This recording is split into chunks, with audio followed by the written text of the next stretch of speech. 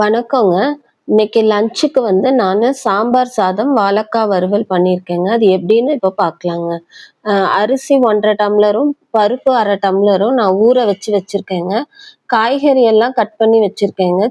சின்ன வெங்காயம் உரிச்சு வச்சிருக்கேன். 4 தக்காளி மிக்ஸியில ஒண்ணும் பாதியுமா அரைச்சு வச்சிருக்கேங்க. மிளகாய் பொடி, மஞ்சத்தூள், பெருங்காயம் எல்லாம் எடுத்து வச்சிருக்கேங்க. இப்ப குக்கர்ல 1 1/2 டம்ளர் அரிசிக்கு 1/2 டம்ளர் பருப்புங்க. இதுக்கு தண்ணி அளவா நான் 3 டம்ளர் தண்ணி விட்டுருக்கேங்க. 3 டம்ளர் தண்ணி விட்டு நல்லா வேக வச்சிருக்கேங்க குழைவா. 1 1/2 டம்ளருக்கு 3 டம்ளர் தண்ணி விட்டுருக்கேங்க. ஊற வச்சிருக்கிறதால நல்லா குழைவா வந்துருங்க. இப்ப வாணலிய அடுப்புல வச்சுட்டு, அதுல எண்ணெய் ஊத்திட்டு கடுகு, சீரகம், வெந்தயம் இத போட்டு தாளிச்சுக்கலாங்க. நல்லா கடுகு பொரிஞ்ச உடனே நம்ம சின்ன வெங்காயம், வெள்ளைப்பூடு, கருவேப்பிலை இதையும் அதுல சேர்த்துக்கலாங்க. சேர்த்து நல்லா வதக்கிக்கணுங்க.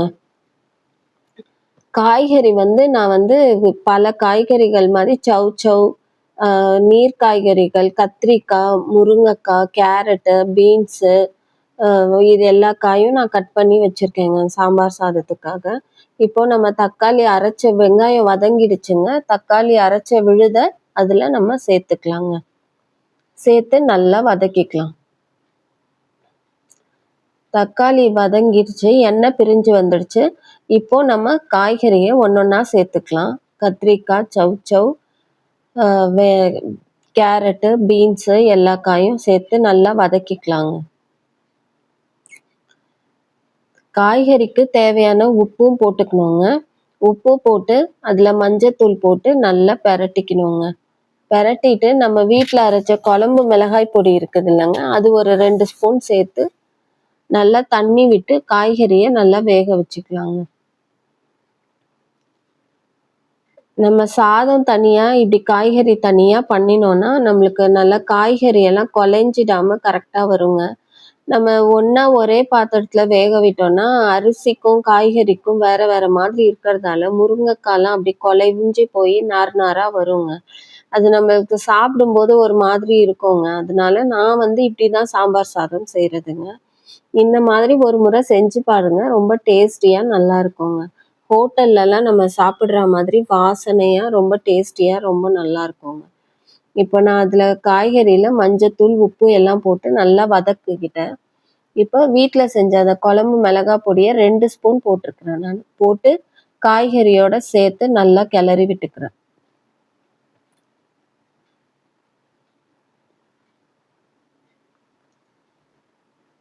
காய்கறியோட சேர்ந்து நல்லா கிளறி விட்டுட்டு காய்கறி மூழ்கிற அளவுக்கு நல்லா தண்ணி விட்டு நல்லா கொதிக்க விட்டுக்கிறேன் போகிறேங்க. இப்போ நல்லா கொதிச்சு காய் வெந்து வந்துருங்க. அந்த பக்கம் குக்கர்ல சாதமும் வெந்து வந்துருங்க. 2ம் பக்கத்துல வச்சுட்டோம், ஒரே டைம்ல வச்சுட்டோம்னா 2த்தையும் ஈஸியா செஞ்சிடலாங்க.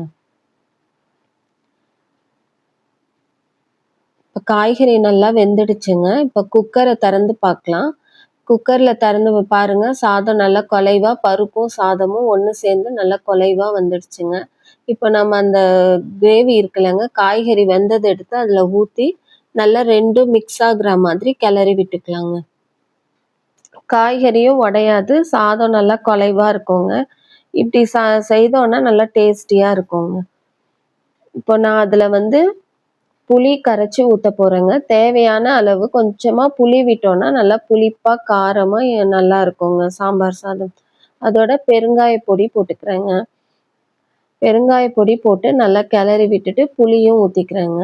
அதுக்கப்புறம் நம்ம ஒரு ஸ்பெஷல் மசாலா, அது சாம்பார் சாதத்துக்காக செய்கிற மசாலா பொடிங்க.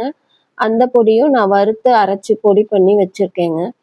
அந்த பொடியும் தூவி நல்லா கிளறி விட்டோம்னா நல்ல வாசனையோட சூப்பரா இருக்குங்க சாம்பார் சாதம். இப்போ நம்ம வறுத்து அரைச்ச அந்த பொடியும் அதில் சேர்த்துக்கலாங்க. இந்த பொடிக்கு என்னென்ன வேணும்னா தனியா, கடலைப்பருப்பு, சீரகம், மிளகு, வெந்தயம், காஞ்ச மிளகாங்க. இதை போட்டு நல்லா ட்ரை ரோஸ்ட் பண்ணிட்டு மிக்சியில் நல்லா பொடி பண்ணி வச்சிட்டோம்னா அவ்வளோ வாசனையாக சாம்பார் சாதத்துக்கு ரொம்ப டேஸ்டியாக இருக்குங்க.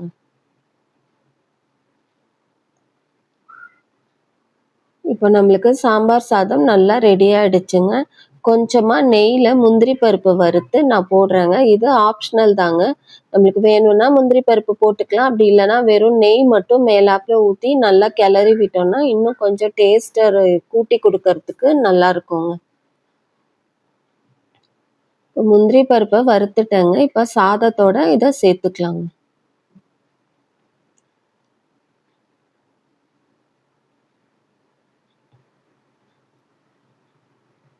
இப்போ நெய்யும், முந்திரி பருப்பையும் சாதத்தோட சேர்ந்து நல்லா கிளறி விட்டு இறக்கிடலாங்க. இப்ப நம்மளுக்கு சாம்பார் சாதம் ரெடி ஆயிடுச்சுங்க. கம கமன்னு வாசனையோட சூப்பரா ரெடி ஆயிடுச்சுங்க.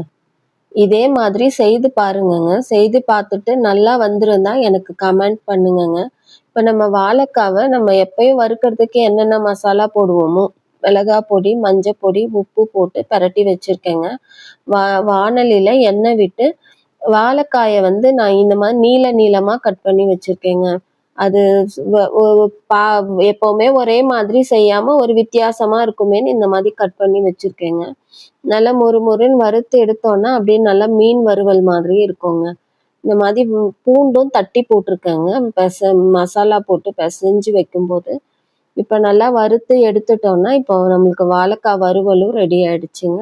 இப்ப நம்ம பரிமாறிடலாங்க. சாம்பார் சாதம், வாழைக்காய் வறுவல், அப்பளமோட. சூப்பரா